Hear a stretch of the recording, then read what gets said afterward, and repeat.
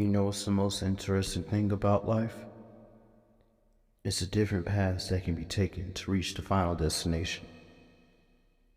Some take the highway, the back roads, while others go off-road into the unknown. That's the path I take. And it can be frightening. There are mistakes I have made while on this path. So many mistakes. But if you asked me in the beginning, would I take the path knowing the heartache, the pain, the trials and tribulations that were waiting for me? Well, I'd say yes without hesitation. Being on this path, it introduced me to new opportunities, new relationships, new challenges. And I wouldn't change that for anything or anyone. And just like every other path, if you continue riding on, taking it 1/4 mile at a time, it will always lead you towards your destination. And that's home. Hey moviegoers, this is the Movie Critic and welcome back to another movie review. Today the movie I'm going to be reviewing is the newest addition to the Fast and Furious franchise, titled... Before we get into the video, make sure to smack that like button, subscribe, and hit the notification bell on the side to get information on videos in the near future. Now that I got that out of the way, let's get into the review for Fast X. And action!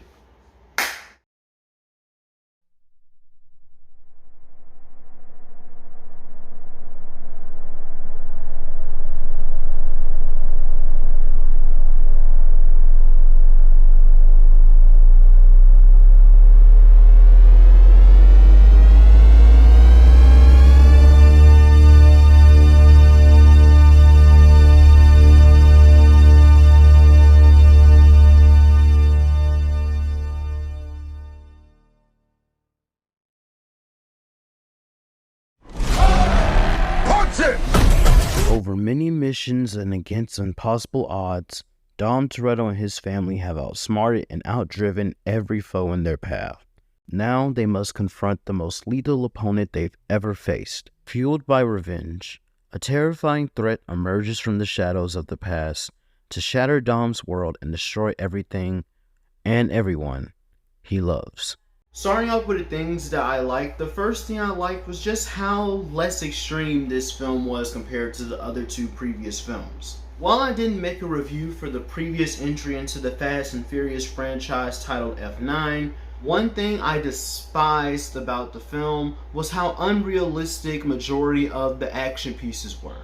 The scene that drove me crazy the most was Ludacris and Tyrese going up into space and orbiting around Earth for some reason. I mean, when I first saw that scene in theaters, I just hackled like a hyena because at that point I just knew that the franchise was just getting really stupid. And when Fast X was announced, I just expected the film to just check more stuff off the bucket list of how stupid it can get. But surprisingly, it didn't do that. The film is probably the most grounded the franchise has been since Fast and the Furious 6, and it was very surprising to say the least. I am sure that it will kick it up a notch with the 11th and 12th entry, but for this film, I really did like how it was just not as all over the place, and it was a nice cool down for what's to come with these next two films that are set. The second thing that I liked about the film was, of course, the action. Say what you want about the franchise, but one of the key ingredients as to why Fast and the Furious works so well for moviegoers is the action that is in it, and I believe that that isn't an excuse here. There's a lot of interesting fight scenes and car chases that happen, and when me and my family went to watch it, there were some moments that we just had our jaws drop to the floor in astonishment. But yeah, it's jam-packed with Toretto family action, and to a degree, that's why we come to see these films. I mean, it's no John Wick Chapter 4, but you know, still good.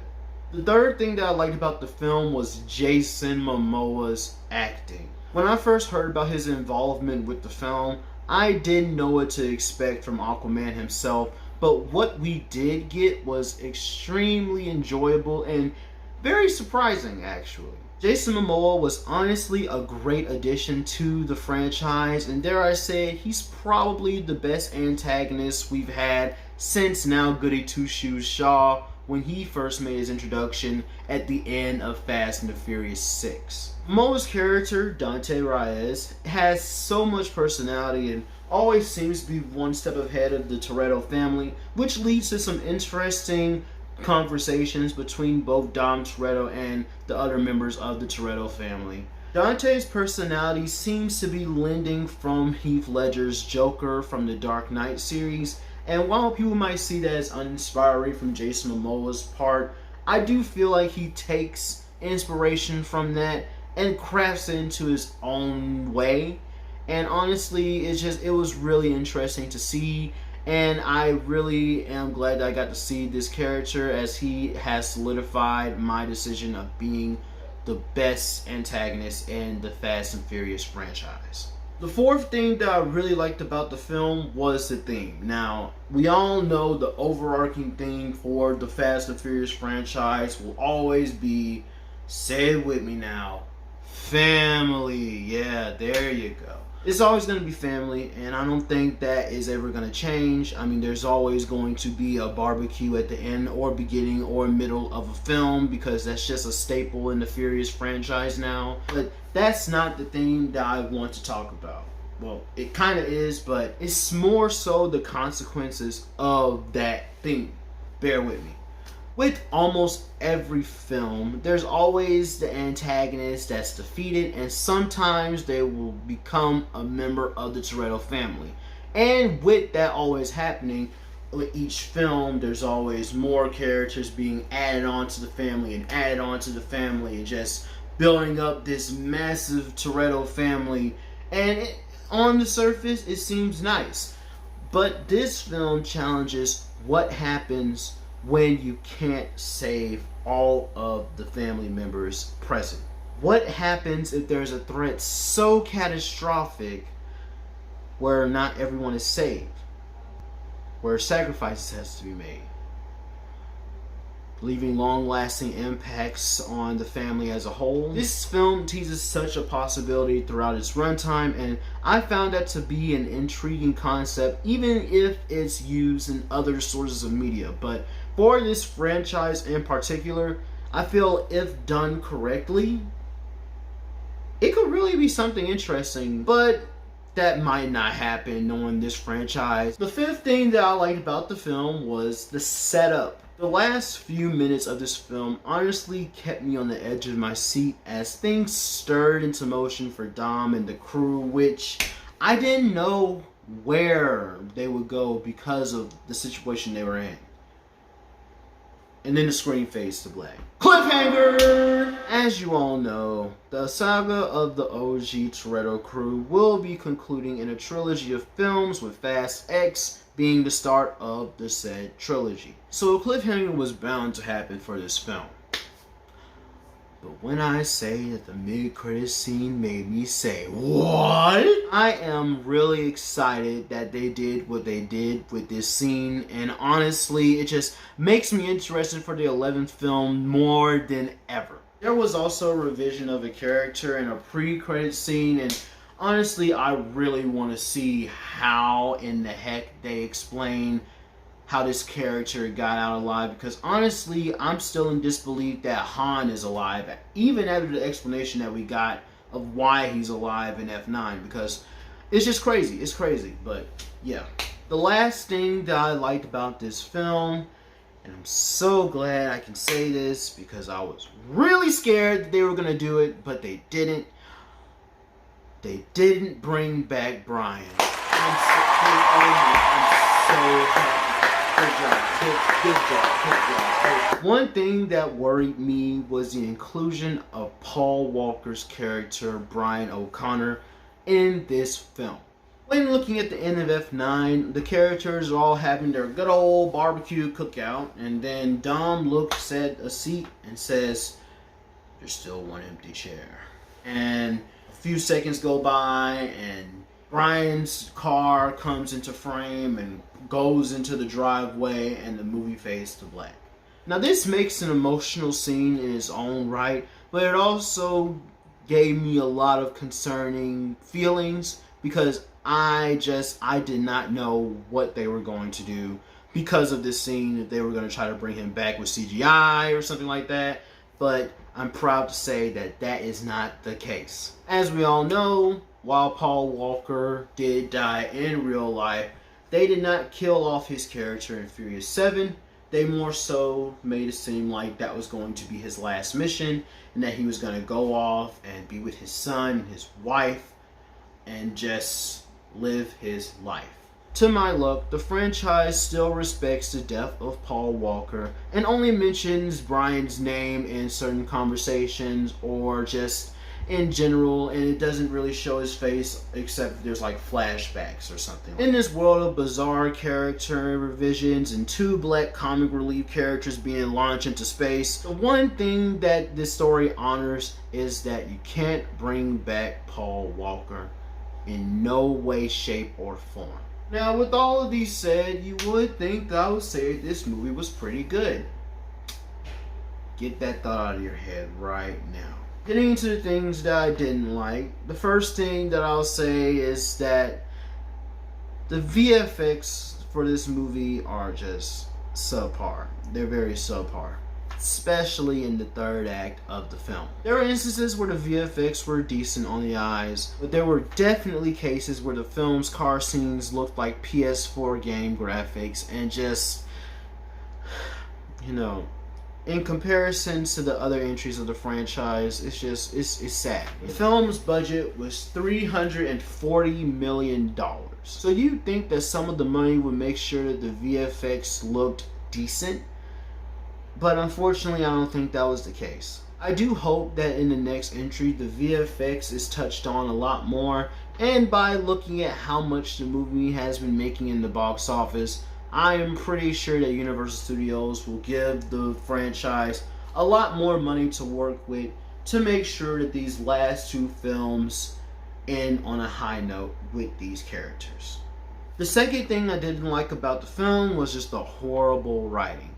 While the Fast and Furious franchise has cars and action on their side, their opposing force has always been the concept of great, even decent writing. Even going back to where the story all began with the Fast and the Furious, some of the writing choices in that film were mediocre to say the least. With Fast X, I think that it's safe to say that maybe the story isn't being written by a screenwriter at all. Honestly, maybe just AI has just completely taken over this script process for this film. There are some decent moments in the film, but it's not enough to stand out from all of the messy and generic moments that this film has to offer. Unfortunately, I feel this is a problem that cannot be fixed with this franchise, but the other elements could overshadow it, like comedy, right? Oh no. The last thing I didn't like about the film was the lackluster comedy. I feel one of the only redeeming qualities of F9 was the unironic and ironic use of comedy from characters such as Roman, played by Tyrese, but Fast X kind of falls flat, well not kind of, it falls flat in the comedy area. There were some jokes delivered by Tyrese that kind of got a chuckle out of me throughout the film, but any other jokes made from other characters in the film just left me with a straight face and disappointment, really. The comedy wasn't comedying for this film, and honestly, I just really hope that for these last 2 films, that it'll be a lot better. I mean, they can only go up from here, hopefully. One thing I appreciated about this film was that it brought back street racing, baby. Let's go, street racing's back, baby. Did you just say street racing's back? I think so. Well, that'd be crazy if they did. I mean, they haven't done it in like how many years, you know? Yeah, I believe I saw something in the trailers about it. Maybe they are bringing it back. Holy shoot. Do you know what this means? Well, I mean, it's already crazy as it is, so it's not going to do much, but it'll be nice to bring street racing back. Well, it was back for a few minutes, actually. They set up the average aesthetic of street racing in these films, and honestly, when looking at this montage of girls and cars and people dancing, it honestly felt nice to be back into this style of how the films used to be. As you know, the films have really went up in stakes with the characters jumping out of cars and riding in submarines under ice, riding tanks, and getting shot multiple times and never dying and launching into space. It was nice. Until it just shifted into one of those trolley problems, but in car form. You know, those psychological trolley cars things that you always see in books or TV shows. Yeah, one of those. It was a nice attempt, but I feel it will be the last street racing revision that we get from any of these films leading on, unless the TIDL family ends the 12th film with a all-out street racing competition or something like that. One last race with everybody. Just that would be really cool. Honestly, that would be awesome. Let's sign a petition for them to do that. I would really want to see that happen. Let's make that happen. Fast X is the 10th edition into the Fast and Furious franchise, where instead of building onto the craziness that was F9, it settled and began setting up for something that could be grand if done correctly. With good action, a surprising performance from Jason Momoa, a theme that could rip the Toretto family a new one, an interesting setup, and the lack of a CGI Brian driving around with the crew, the film wears the title of a fun summer action blockbuster on its sleeve. However, the film does suffer from mediocre visual effects, abysmal writing, and lackluster comedy, which weighs the movie down a ton. But some of the good outweighs the bad, as I found myself enjoying this movie much more than its predecessor. It is weird to say this, but I am actually looking forward to what these last two films will do in concluding the story of Dom Toretto and the current Toretto family that has grown in the past. Wow, really? It's been that long? That's insane. Alright then. 21 years. While I would like to see the franchise make a left turn with its plot, as of now, when looking at how the film ended, I'm sure that the film will continue driving full speed ahead on the road of family, and honestly, I think I'm fine with it. As long as the ride there is enjoyable, my butt will be in theaters watching it play out with the people I love most. And that's my own family. On the metal status ranking, I give Fast X a silver status. And that's gonna be it for my review of this film. I hope you guys enjoyed it. I had a good time with making this, like the beginning intro part. It kind of tapped into my cinematic kind of like genes a little bit. I would really like to do stuff like that more often, but I hope you guys did like that. That was pretty cool. I am going to be going on vacation. Well, when this video comes out, I'll probably be on vacation around that time.